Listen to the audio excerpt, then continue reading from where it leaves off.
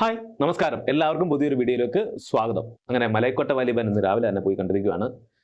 പടത്തെക്കുറിച്ച് ഒറ്റ വാക്കിൽ പറഞ്ഞു കഴിഞ്ഞാൽ എനിക്കങ്ങോട്ട് പിടിച്ചില്ല, എനിക്ക് നിരാശയായിരുന്നു സമ്മാനിച്ചത്, അങ്ങനെ തന്നെ പറയാം. എൻ്റെ ഒരു അഭിപ്രായത്തിൽ എനിക്കത് നിരാശയായിരുന്നു. ഈ സിനിമ കൊള്ളത്തില്ല, അതൊന്നും എന്താ മറ്റുള്ളവരുടെ കണ്ണിൽ ചിലപ്പം കൊള്ളായിരിക്കും, കൊള്ളത്തില്ലായിരിക്കും. പക്ഷേ എനിക്ക് ഈ സിനിമ ഒട്ടും ഇഷ്ടപ്പെട്ടില്ല. കാരണം ഇതിൽ എനിക്ക് തോന്നിയ എല്ലാം ഒരു ജീവനില്ലാത്ത കഥാപാത്രങ്ങളെ പോലായിപ്പോയി. കാരണം ഇത് ഒരു യോദ്ധാവിൻ്റെ കഥ പറയുന്നതാണ്. ആ കഥ പറയുമ്പോൾ ആ യോദ്ധാവിന് പറ്റിയ രീതിയിൽ വേണം സിനിമ എടുക്കേണ്ടത്.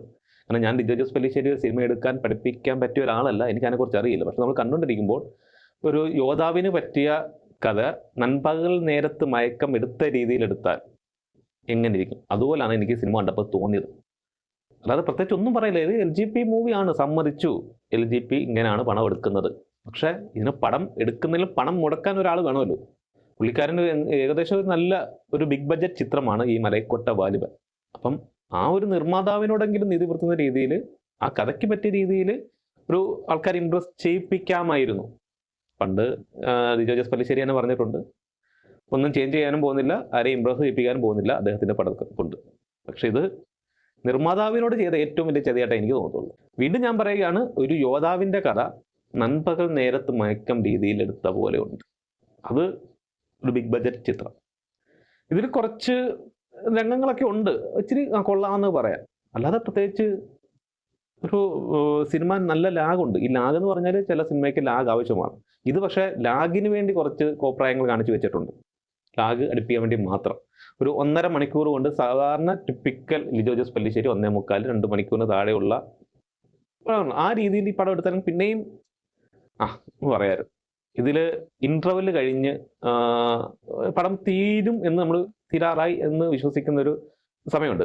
അത് തൊട്ട് പിന്നെ കാണിക്കുന്നത് നമ്മൾ പടം തീർന്നെന്ന് കാണിച്ച്, അല്ലെങ്കിൽ പടം തീർന്നെന്ന് നമുക്ക് തോന്നുക, അതിന് ശേഷം കുറച്ചും കൂടെ സിനിമയുണ്ട്. അതിൽ കുറച്ച് കാര്യങ്ങളൊക്കെ പറഞ്ഞു പോകുന്നതൊക്കെ വെച്ച് നോക്കുമ്പോൾ ആ ഒരു ഇത്രയും ഭാഗം കുറച്ച് നല്ല രീതിയിലായിട്ട് തോന്നി. അതിനു മുമ്പ് അങ്ങോട്ടെല്ലാം കാണിച്ചു വെച്ചിരിക്കുന്നത് ചുമ്മാ അദ്ദേഹത്തിൻ്റെ രീതിയിൽ ചുമ്മാ ഒരു നാടകം പോലെ കുറച്ച് സിനിമ എനിക്ക് ഷൂട്ട് ചെയ്ത് വെച്ചിരിക്കുന്നതായിട്ട് തോന്നിയത്. ഇതിൽ ടിനു പാപ്പച്ചൻ പറഞ്ഞിട്ടുണ്ടായിരുന്നു, ലാലേട്ടൻ്റെ ഇൻട്രോ കാണുമ്പോൾ അല്ലെങ്കിൽ അത് തിയേറ്ററിന് വെളിയിൽ ഇരുന്ന് കാണാനാണ് അദ്ദേഹത്തിന് ഏറ്റവും കൂടുതൽ ഇഷ്ടം. കാരണം തിയേറ്റർ കുലുങ്ങുന്ന കാണാമെന്ന്. പക്ഷേ എനിക്ക് പ്രത്യേകിച്ച് ഇതിൽ കുലുങ്ങുന്നതൊന്നും കാണാൻ തോന്നിയില്ല. പിന്നെ ടിനു പാപ്പച്ചനെ കുറ്റം പറയാൻ പറ്റത്തില്ല, അദ്ദേഹത്തിന് ചിലപ്പോൾ ആ ഒരു ഇൻട്രോ ഭയങ്കര ഫീൽ ചെയ്ത് കാണും. അത് ഓരോരുത്തരുടെ വ്യക്തിപരമായിട്ട് ഇതല്ലയോ. എനിക്ക് അങ്ങോട്ട് ഇതിൽ ഇൻട്രോ വലിയ സെറ്റപ്പായിട്ട് തോന്നിയില്ല. ലാലേട്ടൻ ഒരു കാലെടുത്ത് വെക്കുന്ന ഒരു സീനുണ്ട്, അത് മാത്രം നല്ല രസമായിട്ട് തോന്നി. അല്ല പ്രത്യേകിച്ച് ആ ഇൻട്രോ സിമ്പിൾ എന്നൊക്കെ പറയുന്ന ഒരു ഇൻട്രോ തന്നെയാണ്. ഈ കുലുങ്ങുന്ന രീതിയിൽ പ്രത്യേകിച്ചൊന്നും കാണാൻ പറ്റിയില്ല. പിന്നെ അത്യാവശ്യം ആക്ഷൻ ചെറിയ രീതിയിലൊക്കെ വർക്കായെന്നേ പറയാൻ പറ്റത്തുള്ളൂ. അത് മോഹൻലാൽ അതിനുവേണ്ടിയാണെന്ന് തോന്നുന്നു ലാലേട്ടനെ ഈ സിനിമയിൽ കൊണ്ടുവന്നത്. അതായത് ഫൈറ്റ് ചെയ്യാൻ പറ്റുന്ന ഒരാൾ വേണം ഈ സിനിമയിൽ. അതുകൊണ്ടായിരിക്കാം ലാലേട്ടനെ ഈ സിനിമയിൽ വിളിച്ചെന്ന് എനിക്ക് തോന്നുന്നു.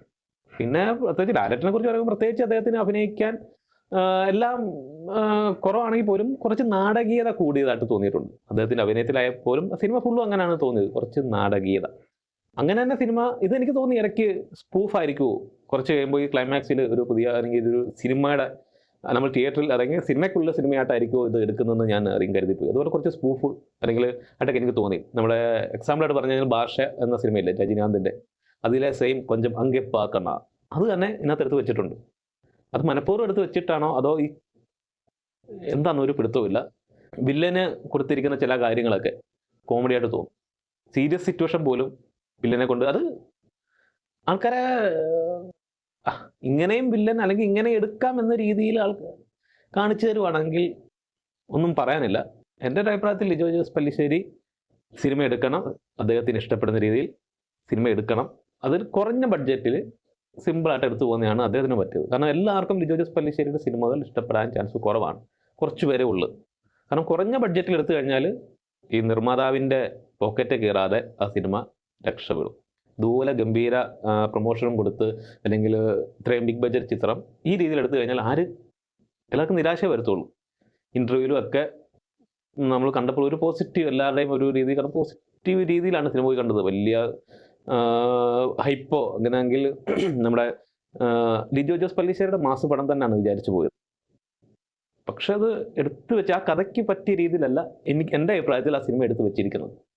ഭയങ്കര നാടകീയതായിട്ടുള്ള ഒരു സിനിമ, നമുക്കൊരു തൃപ്തി തന്നിട്ടില്ല. എന്തായാലും ഇതെൻ്റെ അഭിപ്രായമാണ്. ചിലപ്പോൾ നിങ്ങൾക്ക് പോയി, അതായത് ലിജോ ജോസ് പെല്ലിശ്ശേരിയുടെ സംവിധാന ശൈലി ഇഷ്ടപ്പെടുന്നവർക്ക് ഈ പടം ഒരു ഗംഭീരമായിട്ട് തോന്നാം. എനിക്ക് ലിജോ ജോസ് പെല്ലിശ്ശേരിയുടെ ഇമെയിൽ ഒക്കെ ഉണ്ടല്ലോ, അതൊക്കെ എനിക്ക് ഗംഭീരമായിട്ട് ഇഷ്ടപ്പെട്ട ഒരു പടമാണ്. പക്ഷെ ഇത് എന്നെ നിരാശപ്പെടുത്തിയിരിക്കുകയാണ്. എനിക്ക് ഒട്ടും ഇഷ്ടപ്പെട്ടിട്ടില്ല. Okay, by.